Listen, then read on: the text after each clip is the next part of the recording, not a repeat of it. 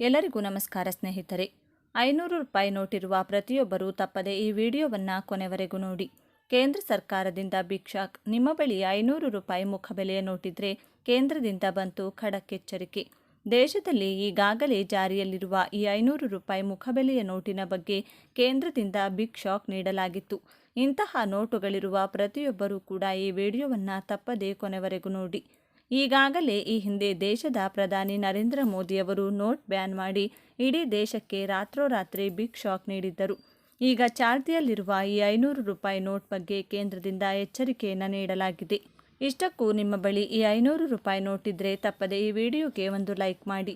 ಇನ್ನು ಕೇಂದ್ರ ಸರ್ಕಾರದಿಂದ ಈ 500 ರೂಪಾಯಿ ನೋಟ್ ಇದ್ದವರಿಗೆ ಯಾವ ಬಿಗ್ ಶಾಕ್ ನೀಡಲಾಗಿದೆ ಎನ್ನುವ ಕುರಿತು ಕಂಪ್ಲೀಟ್ ಆಗಿ ತಿಳಿದುಕೊಳ್ಳಲು ವಿಡಿಯೋವನ್ನು ತಪ್ಪದೆ ಕೊನೆವರೆಗೂ ನೋಡಿ. 500 ರೂಪಾಯಿ ನೋಟುಗಳ ಬಗ್ಗೆ ಎಚ್ಚರಿಕೆ. ನಕಲಿ ನೋಟುಗಳನ್ನು ಗುರುತಿಸುವುದು ಕಷ್ಟವಾಗುತ್ತಿದೆ. ಇತ್ತೀಚೆಗೆ 500 ರೂಪಾಯಿ ನೋಟುಗಳ ನಕಲಿ ಆವೃತ್ತಿಗಳು ಚಲಾವಣೆಯಲ್ಲಿರುವುದಾಗಿ ವರದಿಯಾಗಿದೆ ಮತ್ತು ಜನರು ಅವುಗಳನ್ನು ಪರಿಶೀಲನೆ ಮಾಡದೆ ಬಳಸುವುದರಿಂದ ಆರ್ಥಿಕ ತೊಂದರೆಗಳಿಗೆ ಒಳಗಾಗುತ್ತಿದ್ದಾರೆ. ನಕಲಿ ನೋಟುಗಳು ಅಸಲಿ ನೋಟುಗಳಿಗೆ ಅತ್ಯಂತ ಹೋಲಿಸುತ್ತಿರುವುದರಿಂದ ಅವುಗಳನ್ನು ಗುರುತಿಸುವುದು ಸಾಮಾನ್ಯ ಪ್ರಜೆಗೆ ತುಂಬ ಕಷ್ಟವಾಗುತ್ತಿದೆ. ಈ ಸಂದರ್ಭದಲ್ಲಿ ಜನರು ಜಾಗರೂಕರಾಗಬೇಕು ಮತ್ತು ನೋಟುಗಳನ್ನು ಸ್ವೀಕರಿಸುವ ಮುನ್ನ ಅಗತ್ಯ ಪರಿಶೀಲನೆ ಮಾಡಬೇಕಾಗಿದೆ. ನಕಲಿ ನೋಟುಗಳು ಪ್ರಕಾರ ಮತ್ತು ವ್ಯತ್ಯಾಸಗಳು. ನಕಲಿ 500 ರೂಪಾಯಿ ನೋಟುಗಳಲ್ಲಿ ಕೆಲವು ಸೂಕ್ಷ್ಮ ವ್ಯತ್ಯಾಸಗಳನ್ನು ಗಮನಿಸಲಾಗಿದೆ. ಕಾಗುಣಿತದಲ್ಲಿ ವ್ಯತ್ಯಾಸ. ಅಸಲಿ ನೋಟುಗಳಲ್ಲಿ ರಿಸರ್ವ್ ಬ್ಯಾಂಕ್ ಆಫ್ ಇಂಡಿಯಾ ಎಂಬ ಸುಂದರವಾಗಿ ತೋರುವ ಕಾಗುಣಿತವಿದೆ. ಆದರೆ ನಕಲಿ ನೋಟುಗಳಲ್ಲಿ ಇದು ಕಾಗುಣಿತದ ಗುಣಮಟ್ಟ ಕಡಿಮೆ ಕಾಣಿಸುತ್ತದೆ. ಅಕ್ಷರಗಳ ಸ್ಥಾನ. ನಕಲಿ ನೋಟುಗಳಲ್ಲಿ ಈ ಅಕ್ಷರದ ಬದಲು ಎ ಅಕ್ಷರವನ್ನು ಬಳಸಲಾಗುತ್ತಿದೆ. ಇದು ನೋಟು ಪಾರದರ್ಶಕತೆಯ ಕೊರತೆಯನ್ನು ತೋರಿಸುತ್ತದೆ. ಬಣ್ಣ ಮತ್ತು ವಿನ್ಯಾಸದಲ್ಲಿ ಸಣ್ಣ ವ್ಯತ್ಯಾಸ. ಅಸಲಿ ನೋಟಿನ ಹಿಂಭಾಗದಲ್ಲಿರುವ ಚಿತ್ರ ಮತ್ತು ಬಣ್ಣಗಳು ಹೆಚ್ಚು ಸುಧಾರಿತವಾಗಿದ್ದು, ನಕಲಿ ನೋಟುಗಳಲ್ಲಿ ದಪ್ಪ ಅಥವಾ ಮೋಸ ಮಾಡುವ ಬಣ್ಣಗಳು ಕಾಣಿಸಬಹುದು. ನಕಲಿ ನೋಟುಗಳನ್ನು ಗುರುತಿಸುವ ವಿಧಾನಗಳು. ನೋಟುಗಳನ್ನು ಸ್ವೀಕರಿಸುವಾಗ ಈ ಕೆಳಗಿನ ಅಂಶಗಳನ್ನು ಪರಿಶೀಲಿಸಿ. ಗಾಂಧೀಜಿ ಚಿತ್ರ. ಅಸಲಿ ನೋಟಿನಲ್ಲಿ ಮಹಾತ್ಮ ಗಾಂಧೀಜಿಯವರ ಚಿತ್ರವು ನಿಖರವಾಗಿ ಸ್ಪಷ್ಟವಾಗಿರುತ್ತದೆ. ನಕಲಿ ನೋಟುಗಳಲ್ಲಿ ಅದು ಅಸ್ಪಷ್ಟವಾಗಿರಬಹುದು. ಸುರಕ್ಷಾ ತಂತು. ಅಸಲಿ ನೋಟುಗಳಲ್ಲಿ ಸುರಕ್ಷಾ ತಂತು ನೋಟಿನ ಮಧ್ಯದಲ್ಲಿ ಕಾಣಿಸುತ್ತದೆ. ಇದು ಬೆಳಕಿನಡಿ ಸ್ಪಷ್ಟವಾಗುತ್ತದೆ. ಸಂಬಂಧಿಕ ಸಂಖ್ಯೆ. ಅಸಲಿ ನೋಟುಗಳಲ್ಲಿ ಸೀರಿಯಲ್ ಸಂಖ್ಯೆಯ ಅಂಕೆಗಳು ಸರಿಯಾಗಿ ಸ್ಥಿತಿಯಲ್ಲಿರುತ್ತವೆ. ನಕಲಿ ನೋಟುಗಳಲ್ಲಿ ಅದು ಅಸಮ ಪ್ರಮಾಣವಾಗಿರಬಹುದು. ರಂಗ ಬದಲಾವಣೆ. ಅಸಲಿ ನೋಟಿನ ಬಲಭಾಗದಲ್ಲಿ ನೋಟು ತಿರುಗಿಸಿದಾಗ ಹಸಿರು ಬಣ್ಣದ ರೂಪದಲ್ಲಿ 500 ರೂಪಾಯಿ ಬದಲಾಗುತ್ತದೆ. ನಕಲಿ ನೋಟುಗಳಲ್ಲಿ ಇದು ಕಾಣದಿರಬಹುದು. ಜನಸಾಮಾನ್ಯರ ಜವಾಬ್ದಾರಿ. ನೋಟುಗಳನ್ನು ಸ್ವೀಕರಿಸುವ ಮುನ್ನ ಈ ಅಂಶಗಳನ್ನು ಪರಿಶೀಲಿಸುವುದು ಅತ್ಯವಶ್ಯಕವಾಗಿದೆ. ನೋಟು ಸ್ವೀಕರಿಸುವಾಗ ತಕ್ಷಣ ಪರಿಶೀಲನೆ ಮಾಡುವುದು. ನಕಲಿ ನೋಟು ಕಂಡುಬಂದಲ್ಲಿ ಹತ್ತಿರದ ಪೊಲೀಸ್ ಠಾಣೆಯಲ್ಲಿ ಅಥವಾ ಬ್ಯಾಂಕ್ನಲ್ಲಿ ಮಾಹಿತಿ ನೀಡುವುದು. ಇತರರಿಗೆ ಜಾಗೃತಿಯನ್ನು ಮೂಡಿಸುವುದು. ರಿಸರ್ವ್ ಬ್ಯಾಂಕ್ ಮತ್ತು ಸರ್ಕಾರದ ಕಡೆಯಿಂದ ಕ್ರಮಗಳು. ರಿಸರ್ವ್ ಬ್ಯಾಂಕ್ ಆಫ್ ಇಂಡಿಯಾ ಈ ಬಗ್ಗೆ ಜನರಲ್ಲಿ ಜಾಗೃತಿ ಮೂಡಿಸಲು ಮಾರ್ಗಸೂಚಿಗಳನ್ನು ಹೊರಡಿಸಿದೆ. ನಕಲಿ ನೋಟುಗಳನ್ನು ತಡೆಗಟ್ಟಲು ಬಯೋಮೆಟ್ರಿಕ್ ಮತ್ತು ಆಧುನಿಕ ತಂತ್ರಜ್ಞಾನವನ್ನು ಬಳಕೆ ಮಾಡಲಾಗಿದೆ. ಹೆಚ್ಚುವರಿ ವೈಶಿಷ್ಟ್ಯಗಳನ್ನೊಳಗೊಂಡ ನೋಟುಗಳನ್ನು ಮರುಮುದ್ರಣ ಮಾಡುವ ಯೋಜನೆ. 500 ರೂಪಾಯಿ ನೋಟುಗಳ ನಕಲು ಚಲಾವಣೆ ದೊಡ್ಡ ಸಮಸ್ಯೆಯಾಗಿದ್ದು, ಜನರು ಎಚ್ಚರಿಕೆ ವಹಿಸಬೇಕಾಗಿದೆ. ಸರಿಯಾದ ಪರಿಶೀಲನೆಯಿಂದ ಮಾತ್ರ ನಕಲಿ ನೋಟುಗಳ ತಡೆಯನ್ನು ಸಾಧ್ಯವಾಗಿಸುತ್ತದೆ. ಸರ್ಕಾರ, ರಿಸರ್ವ್ ಬ್ಯಾಂಕ್ ಮತ್ತು ಸಾರ್ವಜನಿಕರು ಒಂದಾಗಿ ಈ ಸಮಸ್ಯೆಯನ್ನು ಬಗೆಹರಿಸಲು ಕಾರ್ಯಪ್ರವೃತ್ತರಾಗಬೇಕಾಗಿದೆ.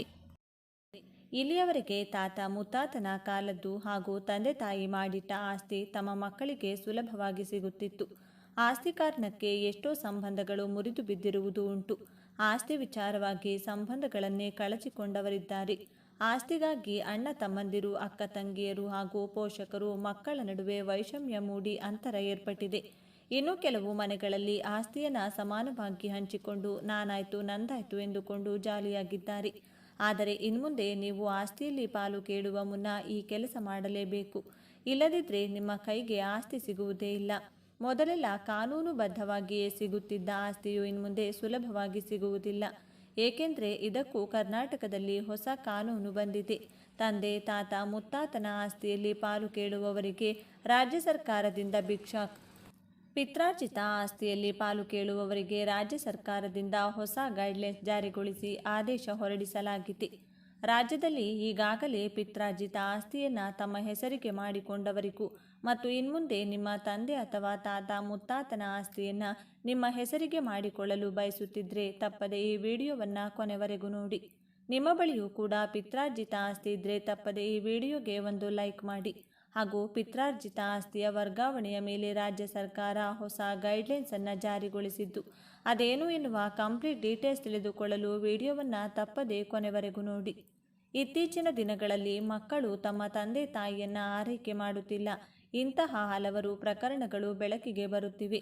ಪೋಷಕರು ಒಂದು ವೇಳೆ ಮಕ್ಕಳು ಅಥವಾ ಸಂಬಂಧಿಕರು ತಮ್ಮನ್ನು ಆರೈಕೆ ಮಾಡದಿದ್ದರೆ ಅವರ ಹೆಸರಿಗೆ ಮಾಡಿರುವ ಆಸ್ತಿ ವಿಲ್ ಅಥವಾ ದಾನಪತ್ರವನ್ನು ರದ್ದು ಮಾಡುವ ಅಧಿಕಾರ ಹೊಂದಿರುತ್ತಾರೆ.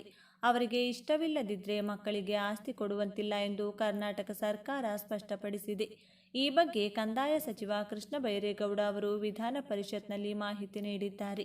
ಇಂದಿನ ಆಧುನಿಕ ಜಗತ್ತಿನಲ್ಲಿ ಆಸ್ತಿ ಪ್ರಕರಣಕ್ಕೆ ಸಂಬಂಧಿಸಿದ ವಿವಾದಾತ್ಮಕ ಪ್ರಕರಣಗಳು ಪೊಲೀಸ್ ಮೆಟ್ಟಿಲೇರಿರುವುದು ಹಾಗೂ ಕೋರ್ಟ್ ಮೆಟ್ಟಿಲೇರಿರುವುದನ್ನು ನಾವು ಕಾಣುವುದು ಸಹಜ. ಮತ್ತು ನಮ್ಮ ಕರ್ನಾಟಕ ರಾಜ್ಯದ ಕಂದಾಯ ಇಲಾಖೆಯ ಸಚಿವರಾದ ಕೃಷ್ಣ ಬೈರೇಗೌಡ ಹಾಗೂ ರಾಜ್ಯದ ಮುಖ್ಯಮಂತ್ರಿ ಸಿಎಂ ಸಿದ್ದರಾಮಯ್ಯನವರು ದೇಶದಲ್ಲೇ ಇದೇ ಮೊದಲ ಬಾರಿಗೆ ಹೊಸ ಕಾನೂನನ್ನು ಜಾರಿಗೊಳಿಸಿದ ಹೆಗ್ಗಳಿಕೆಗೆ ಪಾತ್ರವಾದ ನಮ್ಮ ಕರ್ನಾಟಕ ಸರ್ಕಾರ ಪಿತ್ರಾರ್ಜಿತ ಆಸ್ತಿ ವರ್ಗಾವಣೆಗೆ ಹೊಸ ನಿಯಮಗಳನ್ನು ಜಾರಿಗೊಳಿಸಿದೆ. ಹಿರಿಯರು ಮತ್ತು ಪೂರ್ವಜರು ಮಾಡಿರುವ ಆಸ್ತಿಯು ಮುಂದಿನ ವಾರಸುದಾರರಿಗೆ ಸರಳವಾಗಿ ವರ್ಗಾವಣೆಯಾಗುತ್ತಿತ್ತು. ಆದರೆ ರಾಜ್ಯ ಸರ್ಕಾರ ಇತ್ತೀಚೆಗೆ ಕೆಲವು ನಿರ್ದೇಶನಗಳನ್ನು ಗಮನಿಸಿ ಹಾಗೂ ಕೆಲವು ಪ್ರಕರಣಗಳನ್ನು ಗಮನಿಸಿ ಇಡೀ ದೇಶಕ್ಕೆ ಮಾದರಿಯಾಗುವಂತಹ ಹೊಸ ರೂಲ್ಸನ್ನು ಜಾರಿಗೊಳಿಸಿದ್ದಾರೆ. ಇತ್ತೀಚಿನ ದಿನಗಳಲ್ಲಿ ಆಸ್ತಿ ಹಂಚಿಕೆಗೆ ಸಂಬಂಧಿಸಿದ ವಿವಾದಗಳು ಹೆಚ್ಚುತ್ತಿವೆ. ತಾತ ಮುತ್ತಾತನ ಕಾಲದ ಆಸ್ತಿ, ತಂದೆ ತಾಯಿಯು ಶ್ರಮಪಟ್ಟು ಮಾಡಿಟ್ಟ ಆಸ್ತಿಯು ಮಕ್ಕಳಿಗೆ ಸುಲಭವಾಗಿ ಲಭಿಸುತ್ತಿತ್ತು. ಆದರೆ ಇದರಿಂದ ಕುಟುಂಬಗಳ ನಡುವೆ ಭಿನ್ನಾಭಿಪ್ರಾಯಗಳು ಹೆಚ್ಚಿದ್ದು ಸಂಬಂಧಗಳು ಮುರಿಯುವ ಪರಿಸ್ಥಿತಿಯನ್ನು ನಾವು ಸಾಕಷ್ಟು ಬಾರಿ ನೋಡಿದ್ದೇವೆ. ಈ ಹಿನ್ನೆಲೆಯಲ್ಲಿ ಕರ್ನಾಟಕ ಸರ್ಕಾರವು ಹೊಸ ಕಾನೂನನ್ನು ಜಾರಿಗೆ ತಂದಿದ್ದು ಇದು ಆಸ್ತಿಯ ಪಾಲು ಕೇಳುವವರಿಗೆ ಎಚ್ಚರಿಕೆಯನ್ನು ನೀಡಿದೆ. ಹಿರಿಯ ಪೋಷಕರ ಆರೈಕೆ ಇಲ್ಲದಿದ್ದರೆ ಆಸ್ತಿ ಸಿಗುವುದೇ ಇಲ್ಲ. ಇದುವರೆಗೆ ತಂದೆ ತಾಯಿ ಆಸ್ತಿ ಮಕ್ಕಳಿಗೆ ಸ್ವಾಭಾವಿಕವಾಗಿ ಹಸ್ತಾಂತರವಾಗುತ್ತಿತ್ತು.